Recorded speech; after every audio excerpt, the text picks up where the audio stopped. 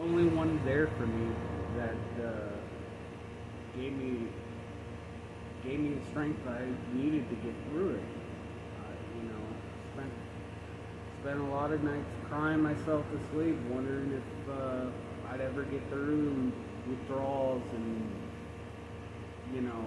all the things that come with my disease. And finally, spending enough time behind bars did it for me. That's what it took for me. It's different for everyone, but you can get through it. You know, we can all get through it. And you gotta work for it. I gotta work for this. I gotta work. Every day I gotta wake up and fight my disease and telling me to go get high. Go rob somebody. Go get some money. Every day I gotta deal with that. But God makes it a little bit easier. And man, it's crazy. I'm blessed. Just to wake up. That's it. Nothing more, nothing less. 44 years in this world. And I'm just blessed to wake up. That's it. Admitting to God my wrongs to another human being. I admitted some shit I want to admit to the police, to the judge, to the bailiff, to the CO. I poured my whole heart into God to fixing my life. We should do the same thing. I'm going to read another passage. We looked at our wrongs, examined our behavior patterns, and started to see a deeper aspect of our disease. We will receive help and be face to face to ourselves and another human being. I gotta face, when I look in the mirror, I gotta face that man. Every day I gotta face him. Because that's me. I'm the one that keeps the monster at bay.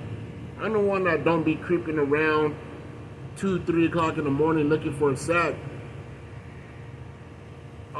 That's me.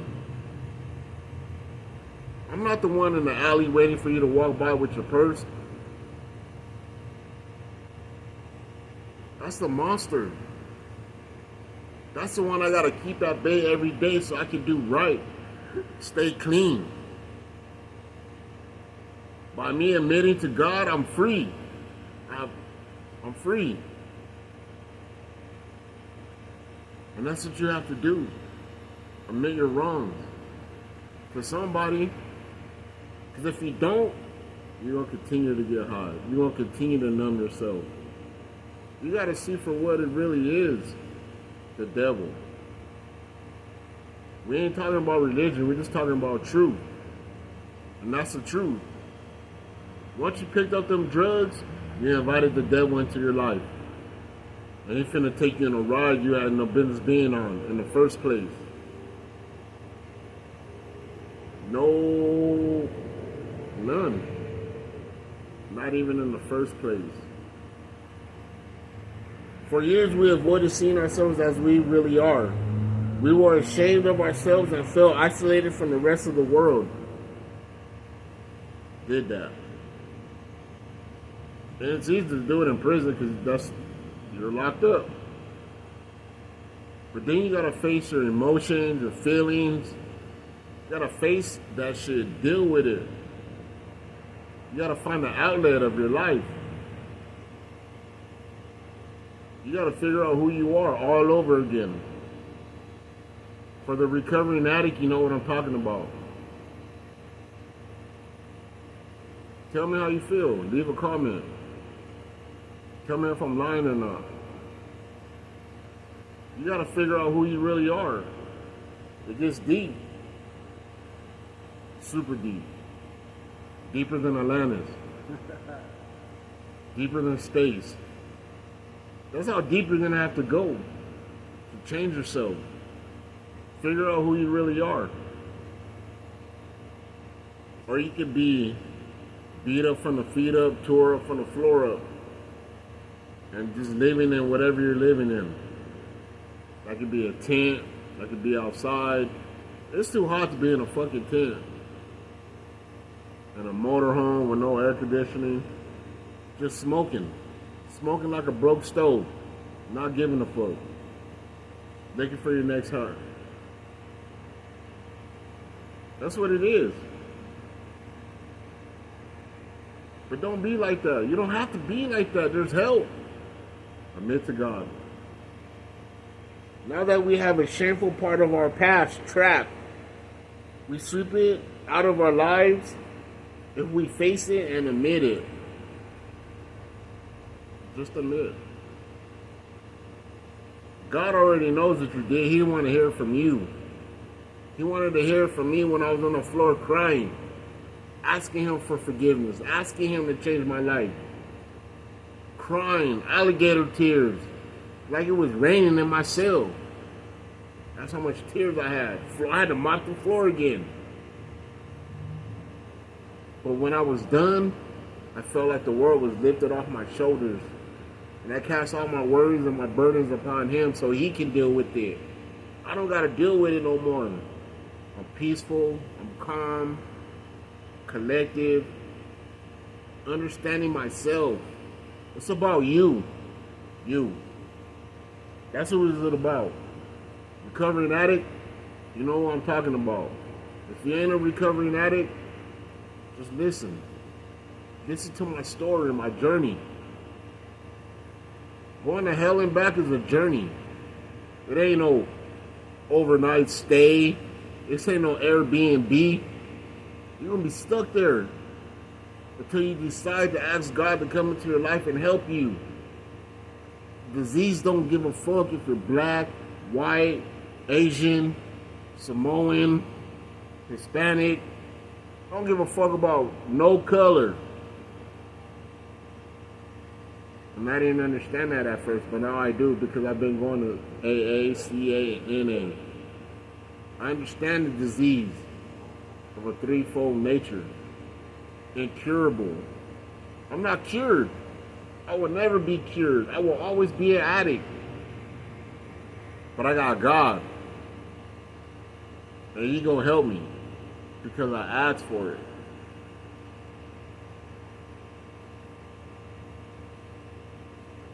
We want to define honest and thorough, realizing that our life is that a life and death matter of a life and death matter.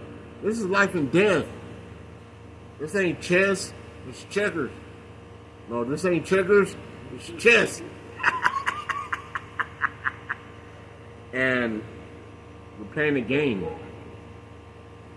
We're in the middle of a war, of a battle for our souls. And if I choose to do drugs, then I already lost. The real fight is when you take care of your responsibilities to grow up. And be there for somebody, help somebody. Have love in your heart. I didn't have love. I didn't give a fuck. But that's different now. Totally different. Totally different person. Because God helped me lock away the monster. The one that tells me to fuck this podcast. Go get high. Fuck this house. Go live in a tent. Go be homeless. Go searching for your next high. That's what the monster inside me tells me every day I wake up. Kill yourself. No one wants you around. No one cares about you. Those are lies from the pit of hell. That's what the devil's telling me. It's the devil. Those voices that you hear, demons and shit, it all comes from him. Because you open the door. You open the door for him to walk into your life and destroy it. Kill, steal, or destroy. That's exactly what the fuck he gonna do. Because that's what he's made for. He's made for that shit. But God ain't gonna do that to you. He ain't. He is not gonna do that to you. And if someone told you that, they lied to your face, and that's the devil talking to you face to face. That's what he came to do to your life. He almost did it to mine. But by me being going to church when I was a little kid. I knew who I could turn to, but I was ashamed. I was ashamed talking to God while I was high, while I was stuck in hell. I didn't want no help. I thought I could do it myself. But I can't. Cannot do this shit by myself. You can't do it by yourself neither. You may think you're the strongest person in the world, but when the devil got a hold of you, you ain't shit. Straight up. You are not shit. And you won't make it. Unless you get some help. And that's his whole biggest fear. Asking God to help you when he got you in his midst, because he's going to lose you. What do you think, Steve? I couldn't agree more. One thing that I've been working on is taking care of my vessel. You know, God wants us to take care of the bodies He gave us, and for years I beat the crap out of myself. You know, whether it was working on cars or skateboarding or whatever I was doing, you know, eating junk food and treating myself like shit and taking care of other people instead. I had to learn how to take care of myself, be able to look myself in the mirror and like who I saw. And that took a lot. For years, I didn't want to look at myself. I didn't want to look in the mirror and face the man that I'd become. And it took a lot for me to finally get past that and get to the point where I like who I am, and I like to help others. You know, I'm always gonna want to help others, but I gotta take care of myself first. And so I've learned to do that a little bit better over the years since I've been in sobriety, and it continues on. I have to work at it every day. You know, I have to brush what's left of my teeth. I have to, you know, take a shower and keep my nails at bay and all that stuff. Stuff that, you know, I wasn't doing for years. So, you know. And there you have it. The truth. Me too. Taking showers, changing my clothes, brushing my teeth. Essential shit that I wasn't doing. Simple ass shit put off because I wanted to get high. Put the fuck off, straight up. But the disease had me thinking that I'm fucking cool, I'm fly, I'm this, I'm that. I ain't shit but a dirtbag. And that's how it's gonna get you. Keep doing drugs. You'll find out. You will find out. And you ain't gonna want to look in the mirror after that. You're gonna be disgusted with yourself. I'm gonna read another passage. This initial examination of unusual reveals some behaviors that we don't particularly like. That's myself. I found out I didn't like myself. And drug was my God. And I didn't care how I got it, as long as I got it. Particularly. And that's what the book says. It reveals. When you do an inventory on yourself and you're digging deep in your soul, you're gonna find shit, you're gonna remember shit that you don't like about yourself. And I want to apologize to the people I harmed. That's another thing I had to admit. To the people I harmed. So I can sleep good at night. I put it in God's hands so He can deal with it. And if I ever see them people again, I'll apologize to them. I wasn't in my right mind. My thing was getting high. By any means necessary. My family, apologize. My friends, apologize. The people closest to me that left me, apologize. I'm a different person now. I can look you in the face. You might be pissed off or mad or whatever the case may be, but I'm a better person now. I'm not cured because I got an incurable disease. The disease of addiction. Dis-ease. That's how my life been. Dis-ease. But I'm a different person now. I ain't a killer, but don't push me. You know what I mean? That's still there. But I'm more happier, more loving, more caring, more empathetic.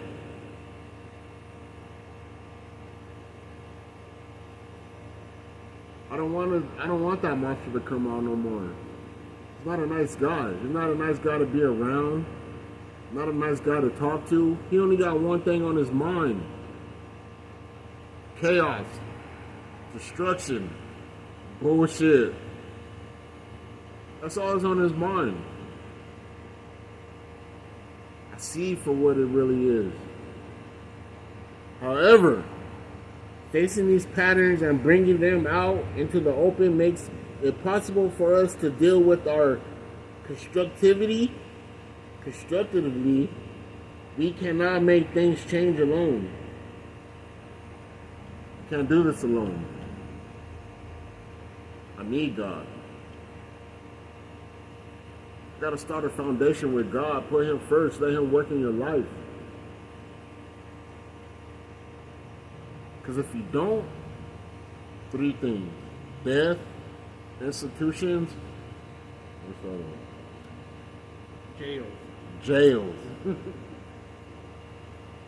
Jails, institution, or death. That's what we got. Been to all three except death. Almost died. Almost don't count.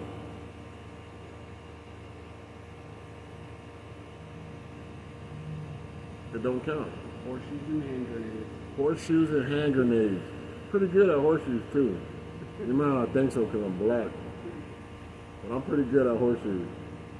So, a couple of ringers in my time. Won a couple of games. But, admit. Step 5. Let's read step 5 again before we close. We admit to God, to ourselves, to other human beings, being the exact nature of our wrongs. The exact nature. Get on your hands and knees and ask God to forgive you and help you. Because if you don't, the devil, he waiting. He waiting. As soon as you drop the ball, he in your life. Destroying shit, wrecking shit, chaos, controversy. Whatever lifestyle you live, the devil's there. You just waited to be invited in. And once he's in, it's a wrap. So put down them drugs. Stop fucking with your life. Baseboard Inc. Like, share, subscribe, and leave a comment. Tell me if I'm lying or not. Tell me if you haven't been through some shit. Tell me about your experience. Anything else you want to say? Thanks for having me. Again, like, subscribe, comment below. It's a Have a pleasure. good day, everyone. God bless you guys. Put God first. Thank you.